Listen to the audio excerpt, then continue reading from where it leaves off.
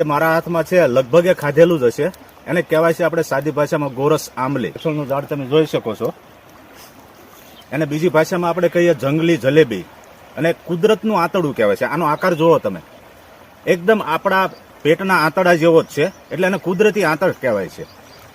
અને આ વસ્તુ એટલી કામની છે કે ઉનાળામાં જો તમને તડકો લાગ્યો હોય ને તો તડકામાંથી રાહત આપે છે. 100% ફાઈબર છે, મતલબ કે આ રેચક તરીકેનું પણ કામ કરે છે. તમે જે ખોરાક ખાધેલો છે ને એને પચાવીને એને કોઠાની અંદરથી બહાર કાઢવાનું પણ કામ કરશે. એટલે બહુ કામની વસ્તુ છે મિત્રો આ વસ્તુ. ને લગભગ એ ખાધેલી જ હોય એટલે આનો ટેસ્ટનો ખબર જ હોય, ખાટી મીઠી લાગે. અને દરેકે દરેક વસ્તુ બહુ જ કામની છે. આની ઉપરની જે છાલ છે ને એ ડાયાબિટીક છે, મતલબ કે જે લોકોને ડાયાબિટીસ થઈ હોય એને આ છાલનો ઉકાળો 15 દિવસ સુધી એક જ ધારો પીવાનો, એટલે ડાયાબિટીસ ધીમે ધીમે કંટ્રોલમાં આવતી જાય છે.